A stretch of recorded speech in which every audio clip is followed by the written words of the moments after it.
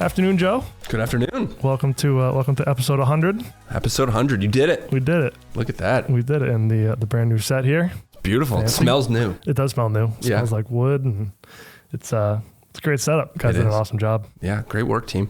Yeah, very nice. How's everything going? You got the nice Christmas shirt on. You're ready to go. Feeling festive. Feeling festive. Yeah. We're countdown to the holidays is on. Yeah. We're in the trucking industry, putting out fires left and right as the year end comes to a close. But no, we're doing good. We're doing good. Busy. Yeah, I can see this week and next week being hectic. Everyone wants to get things out of their plants and finished goods shipped, and they don't want the inventory on the last day of the year, and that falls directly in your guys' lap to make it happen. Absolutely. So. Everybody who says, "Oh no, I'm good," these plans are in place. This is all set up. All of a sudden, this trucker falls off or whatever. So, yep. And then the week after, the flip side, everyone brought their inventories down. So everybody needs everything now, and now you're delivering stuff. Everybody who's been off for the past 2 weeks enjoying the post Thanksgiving, pre-Christmas, stretch. Yeah. Comes back to work and has a ton of emails they got to fulfill orders for. So, Sure do. Well, I think it's been a month or two since we've had you guys on an episode. How's things been going the last couple months? Has it been a busy end of the year? Has it started to quiet down a little bit? What are you guys seeing largely for the end of this year here?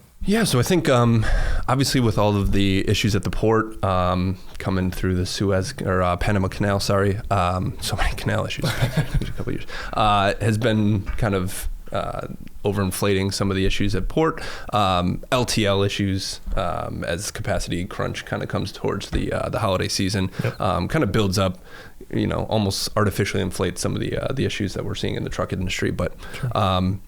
Rail is still moving pretty consistently. We're noticing cross-border from Texas to Mexico is potentially seeing some issues with some of the immigration overpopulation coming across the border there. But trucking in general has been pretty steady. Yeah. One of the main things I think that we're seeing, especially in the headlines lately, is kind of just the rectifying of supply to demand. Everybody and their mother was jumping in, trying to make hay while 2021 and early 22 was, a great time to be in trucking. But I think some of that is starting to, justify back down to normal numbers. So you're saying people jumping into it like non-asset based people and people who, are just starting to see, these mom and pop shops who, buy up 4, 5, 10 trucks and, see what they can do. Yeah. Some of those we're starting to see are slimming down and or being gobbled up by some of the bigger carriers as they start to right the ship back towards. It's interesting because I feel like I remember, definitely pre-COVID, and then as COVID was really ramping up and then everyone's ordering everything, all you heard about was the fact that we need drivers. We'll pay 6 figures for drivers. Like we need bodies and trucks moving things, and then now that pivots a little bit. Yeah. I think you were seeing some of the owner operators of these trucking companies, if I've got a couple of friends, we can form our own little company and see if we can, compete with some of the bigger guys. And unfortunately, the bigger guys have deeper pockets, right? And they can kind of outlast these thinner times because the great times, as much as we would love them to last forever, that's just not the reality that we live in. Money always speaks. It does. Good or bad is what it is. Yeah, I think you're going to start to see, especially in 24, more consolidation with some of those bigger companies looking to, see what they can grab up as far as whatever assets are out there. And should be interesting.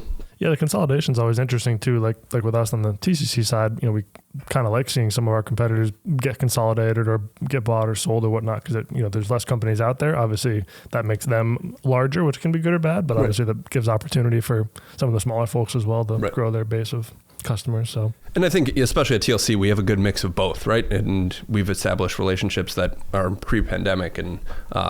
In both the smaller and larger carriers. So having a nice relationship with all of those benefits our customers for sure. How's the rail side of things going? Good, yeah. So we're starting to see that it's competing, substantially with the trucking side of things. I think there's a big effort in the rail side to get back to that. I think they are massive. And they're so much of their business is contracted as it is, but I think they're looking to also keep their wheels moving with whatever business they can get. So we've seen some really competitive, aggressive pricing, especially on the intermodal side. And So obviously we're specific kind of to New England here, so I'm starting to see a little bit of movement on some freight rates and lanes coming in and out of New England, I guess, as we inevitably come to maybe it'll snow at some point if we're lucky. Yeah, unfortunately, being in the Northeast corridor, right, we're subject to all the inclement weather, as we even saw today. Truckers coming from down south, this isn't their favorite place to be, but goods have to come up here. So it's just making sure that we can pair the favorable lanes for them to get back home to get the best possible rates for them, that we can. Yeah, I was thinking about this morning. It was pouring all day and was gusting up to 65 this morning. And obviously that's not nice weather, but up here, just kind of is what it is. We get storms, we get some hurricane offshoots and things like that. But I was talking to some folks in like South Carolina, and I'm like, yeah, it's blowing 65 out here. And they're like, wait, what? Like the whole place would shut down, in some other parts of the country if you're not used to things like that. So, we're used to it.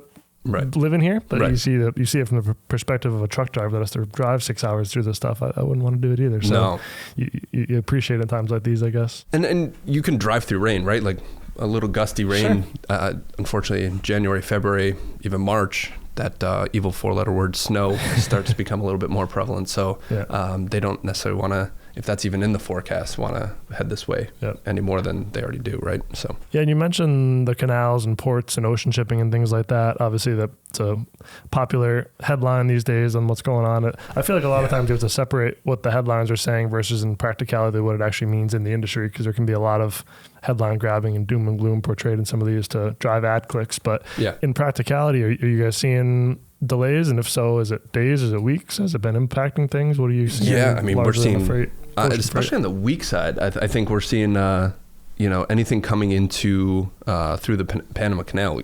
We're literally seeing some vessels being turned away. One of our customers was talking about how they used to be able to plan out from the drayage side what container was going to be available which day, and these vessels are bidding on actual times that they can pass through the Panama Canal, and it's pretty cutthroat. It's definitely pretty cutthroat. So I think that eventually, especially since what we saw with Port Long Beach, last year, which is, let's see who can be the first to get to the next port. Right. That'll be the trickle down effect. Who can get to Port Long Beach and see if we can get it, your shipment east via rail or however you can.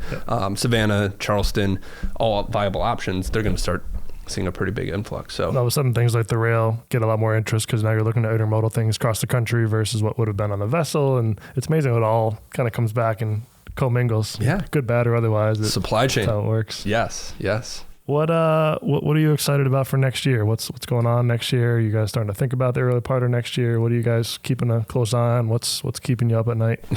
keeping us up at night would just be freight-wise. I think it would just be nice to pair up this demand with nice capacity, right? That's what we're always looking for, great opportunities in that regard. I think it's a presidential election year, so what does that look like? The Fed kind of dictates a lot of the consumer demand. So I think we're trying to make sure that we're ready for if the Fed does lower some rates, that that will drive hopefully some consumer demand, and we'll start to see some 21, 22 activity. It's fingers crossed, right? But that remains to be seen. Obviously, we're going to be traveling a lot more, and with those trade shows and conferences come some new opportunities. So. As far as Q1 and Q2 goes, that's some exciting stuff that usually comes out of that. But yeah, I think we're just looking for, hopefully, anything that resembles 21, 22 to come back. Not that 23 was terrible. It's just I think a lot of people, it's a thinner year. So Yeah, I think like on our side, we're seeing, you get back to this whole just-in-time delivery type thing. You got away from it, and buyers were happy to ramp up inventories and not have to worry about leaning so heavy on truck delays and things like that. And then now you go kind of full circle, and people don't want to have inventories in the plant. They want to just buy what they need for that batch, and they want it on a certain day. So that trickles back down to you guys with, if you guys miss the delivery by a day, all of a sudden next time they need something, they're going to shop that around. It really puts the importance on, either on-time deliveries or worst case, communication or whatnot. It goes back to putting a big focus on that. Unfortunately. Or if you got great relationships, it could be great.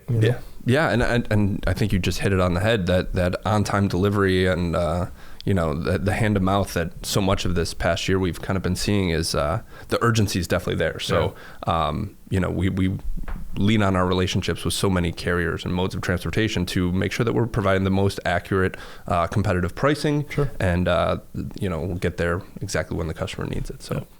Well, as always, we appreciate the update. Appreciate having you come on.